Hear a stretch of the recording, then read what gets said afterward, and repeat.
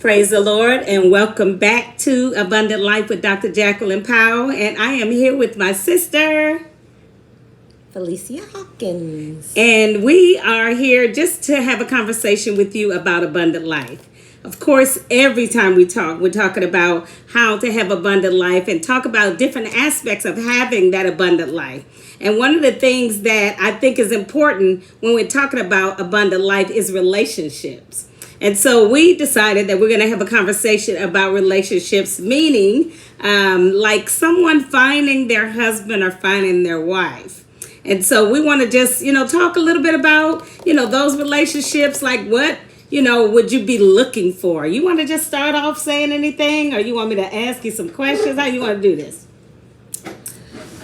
I guess when I think about relationships and finding someone and, being a mature single, one of the biggest things I've learned is that the most important relationship you'll have is the one with yourself, and of course with God. But I mean, from man to man, person to person, it's the most important thing is learning to love yourself, to That's appreciate self, because you'll never have a successful relationship if you're depending on someone else to make you happy or fulfill your needs. So that would be one of the main focuses, I think, that when you're seeking to find a mate, that you're just happy with self and content with self and have a healthy love for self. Yeah. And sometimes that takes a lot of work, which delays finding that someone, because I think that until you do find that healthy sense of self-love, you'll always find yourself lacking or longing, even when someone's right there with you. Yeah. So. Yeah. And I've heard a lot of people say, and maybe you've heard this as well, where people will say, oh, I'm just, I need somebody, or he completes me, or she completes me, or I'm looking for somebody to, fill these voids. And I absolutely agree with you that, you have to be whole yourself. Because if you're not, it just seems like, you trying to fill those voids. And I don't think anyone can fill voids that, it takes you and the Lord, together to make you feel whole. So that's a good point. So when you think about that, though, can you think of some situations where you feel like you've grown in some areas, or some things that you've looked at over the years where you feel like, okay, this is how it was affected, and this is what I learned from it. Is there anything you can share like that? I think one of the greater lessons I learned in, being in relationship and the frustration of it not being a healthy connection was realizing my need to be whole, because a relationship is a mirror. And many times we attract in our life what needs to be addressed within us. And it's so easy to point the finger and say, he did this, he did that, he didn't do this, he didn't do that. But it's a mirror, and not necessarily a total reflection, but it's showing you areas you may need to grow in, or you may need to be corrected in. And for example, I think personally, I would be in a relationship and find myself very frustrated about the lack of trust, or not being able to trust that person, or just men being unfaithful. And but I think that it stemmed back to the need for me to make peace with growing up, portion of my years with an absent father. And the anger, the frustration, the resentment that maybe you don't even realize is there. But anytime you grow up with a lack or a void. There are some things that need to be addressed within you. And many people can be successful in relationships and not have that surface, but in order to be whole and to be at peace with self, you have to deal with those kind of voids that appear in your life. Yeah, a couple of things come to mind when you talk about that. One of them is that, if you aren't, both of you, if you, both of you aren't whole, then, every time there's an issue, is going to, you may not even deal with the facts. You may be dealing with some things that has happened to you in the past. So you continue to reflect on today's situations that had nothing to do with that. I can't tell you the number of counseling sessions that I've had, and I've been in with a couple, and one person would say something and the other one would respond to them as if they said something totally different. And so that, what that told me is that they're hearing something different than actually what's being said. And so I think that, if you aren't, able to be whole and check your filter, because we got to know our filter, because sometimes, it's like everything that we hear, everything that we interact, about, it filters through our own understanding. And so being able to know people, and know what they really meant by that, or maybe that's you that interpreted it in that way, and I've been in relationships when, I've said, well, you just don't know me, because it's obvious that if you thought this, then, that was because you didn't know who I was. And so I think that it is definitely important, and also I think that that's why the divorce rate is the way it is. I think because, so many people come into this not being whole and not having someone that, already they're whole and you're whole and you coming together, you can work through issues that way. But if you're not, then, no wonder it's over 50%, of the people that are getting divorced. But you know what this made me think about when you were talking just then about a while back when we were talking about some things that you were dealing with, and I sent you that book. Yeah. You remember that? Okay. So yeah. I have 2 points, and I'll talk about that. Yeah. So I was frustrated. I was in a marriage, very much frustrated about, how things were happening, which, not a question. Those things that were happening were real. They were concrete things that I justifiably had a reason to have issue with. But the book that she sent me was entitled Lord Change Me. Right. By Evelyn Christensen. Lord Change Me by Evelyn Christensen. I immediately, because when she said, I'm gonna send you a book. Okay, I'm ready for my cheering session. I'm ready for the book to say, girl, you right, he wrong. I got your back. And basically the book was about how you respond to situations. And it's not that you cannot change anybody, how they show up, and we just have to accept that. But how we respond to that, that's right, is the that's power. What we have control that's over. Your power. Yeah, we only have control over and that. And so it was very pertinent and needed, but it wasn't what I wanted to hear. Yeah. But eventually, I accepted it. Yeah. But back to your other point about perspective, I think that the reason relationships fail is because you have to go into it understanding, and let me point out too that no one is 100% healed and whole. So when you're in a relationship, you have to find someone who's willing to help you unpack, and you be willing to help them unpack, because we all have baggage. But the perspective thing is, I know, like, we have triggers. There's things that people can say, but you have to take yourself out of yourself and be able to put yourself in that person's position to try to understand what they're trying to communicate. Because like you said, we all have filters, and when someone says a particular word like you tripping, or you be going off, you snappy or whatever. It's from their perspective, but it's not necessarily, because each have triggers and things that set us off. And so you have to always, in a healthy relationship, be able to take yourself out of yourself and try on that other person's shoes and try to see things from their perspective.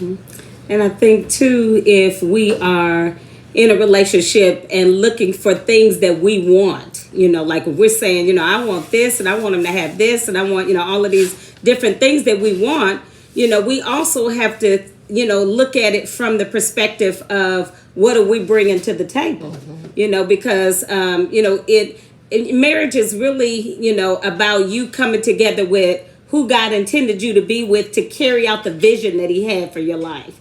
I really believe that, in relationships with families, I mean, that is the core of, the world, the family, how that, and so we learn how to love from how we grew up, our family, our parents, relationships. And so sometimes people's exposure, to what love looks like is contaminated, or is just so, I don't know if they've been, grew up in an abusive home, or, just different situations that they've been exposed to. We're a product of our environment. And so you bring that into the table and you think that that's normal, how many kids do we deal with every day, that we know that this volatile response that we're getting from them is based on how they grew up, because that's what was normal.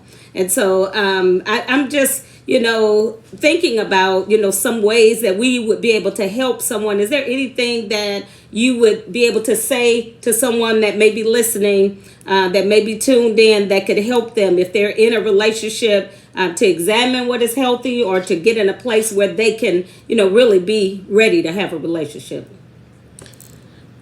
I think that I hear a lot of young people say, especially young men, that are frustrated because, as women, I think women have a standard, and, sometimes it's superficial reasons. I want someone to take me to get my nails done. I want someone who's willing to take me to get my hair done, and, will cater to me in those ways. But I think that you have to look beyond the surface and look for things that are long lasting. What is the character of this person? That's right. How do they treat their mother? How do they treat that stranger that's on the street? Because that speaks a lot about who that person truly is. Right. Because in a relationship, it's about longevity, and you never know what type of up and down as far as financially. So it should never only be about something financial. That's right. But I would say that, we also have to look at, I think a person should be in your life and you can make an assessment that they came into my life, I was right here. And if ever they leave my life, if you're in the same position, you've not learned, you've not grown, because that person should be there to stretch you. It's not just, let's go on a date, let's go out to eat, let's have a good time, let's go on vacation. It should be someone that challenges you to be a better you. Yeah. And so when you think about that, I've heard a scenario like your spouse is kind of like abrasive. They're gonna push you a little bit, because they want the best in you. And if you have someone that is just okay with whatever, then I would question whether or not that is the right person for you, because it should be someone who, loves you, adores you, caters to you, brings joy into your life. But they should also push you and challenge you to be a better person than you are when you met them. Yeah. And I think that's true. I think that it's awesome to have, that person be your number one cheerleader. But I think, one of the things, like you said, it's like they're a mirror of you. It's like they can see things that people that you probably deal with every day, at work or in different settings that, you don't really have the same kind of interactions. So it's a little bit more intensity in the relationship as far as, how you deal with different things. And so it may be, a little bit more to work through, but it still should be, you should still have the things that you need to work through it if both of you are whole. Yeah. So, and you have to, I think you have to learn. I don't think that we understand that in relationships, you have to develop skills to have a successful relationship. It's not like, oh, I met him, he met me, and we was just happy ever after. You have to learn how to argue, not argue, but learn how to compromise. Courageous conversations. Come back and forth and work through things. That's true. And not cop out. I was in a relationship where, he wasn't, volatile or mean, but just would retreat.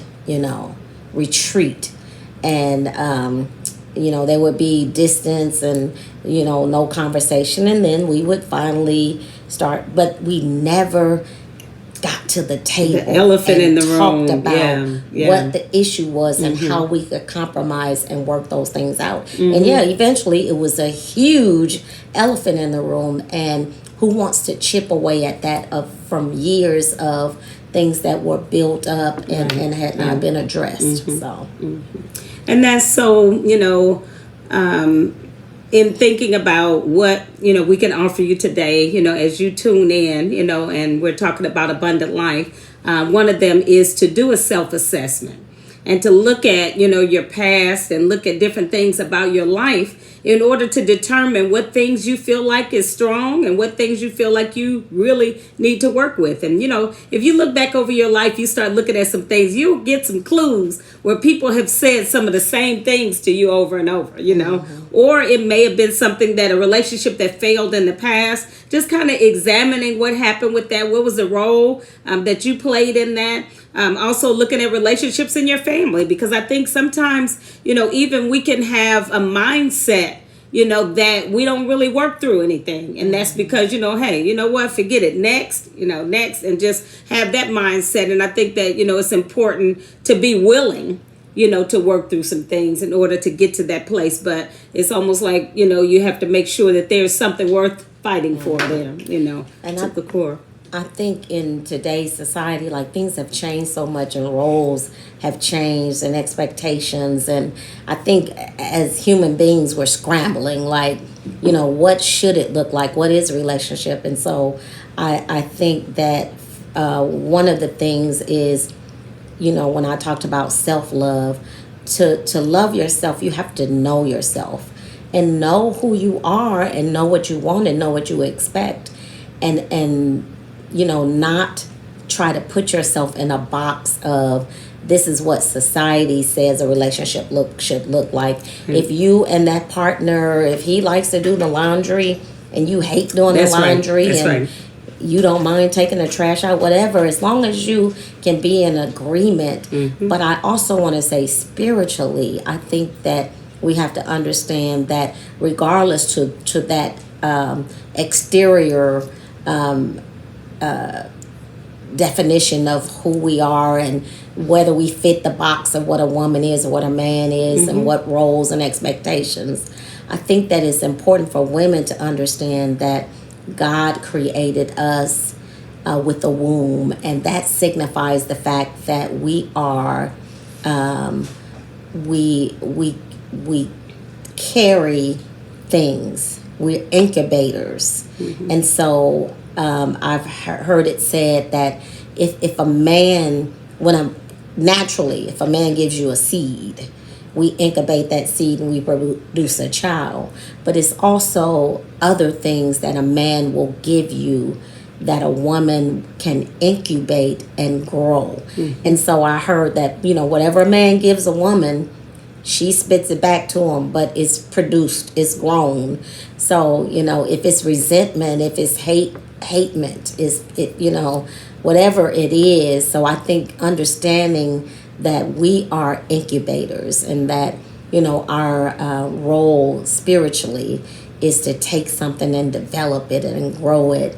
And that man is the hunter. And just being able to understand, I love to see a couple that have created goals and they know their role. And I go it's get defined by them. Yes. Yeah. Mm-hmm. I'll go get the money. I'll go hunt. And then I'm going to bring it to you. You take it. You work your business. You, whatever that thing is, but you both support one another and grow something. You're not just in the relationship to feel good and feel satisfied and to have just a gain, just to get something, But but that reminds me of that some of the counseling sessions that I have. I always tell people when I do premarital counseling, I say you set the culture, for your relationship. You set the culture. So, and I always have them, talk about what is your expectation.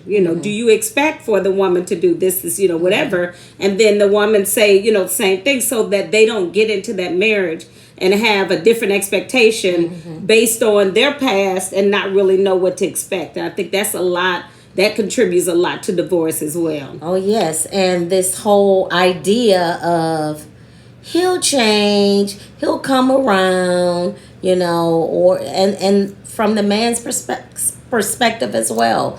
Oh, I'll get her. I'll get her. She's not showing up how I want her to, but I'm gonna get her there. No, you can't make a person be what you want them to be. It's important that you accept them for who they are. That's right. That's right. All right. So I know that we've been going on a little bit longer than what we normally do. And you see, we have plenty to continue to talk about in this area. And so we will be having some other conversations, and including you. But I want to encourage you today to just make sure that you're making some assessments or examinations of what is going on with you, so that you can have that life partner, you can have the relationship that we all dream to have. We all would love to have someone to be able to share everything with. And so being able to do that is really about, you examining you, and are you ready? Are you ready? There's some ways for you to get ready. And we can talk about some of that too. How to get ready. Self-love. Yeah, how to get ready. All right. And so I want you to just remember that we'll be here, or at least I will be here every day. I'll try to pull her in every time I can. Because you see, she got a little bit of juice for you, right? So anyway, I want you to share, subscribe, and to like. Just excited about abundant life and excited about helping you to gain a life that is abundant. Amen. Anything else you want to say to close? I'll just close with one can send 1,000 to flight, but two can send 10,000. Amen. So peace. You and the Holy Ghost are two. God bless you. Bye-bye.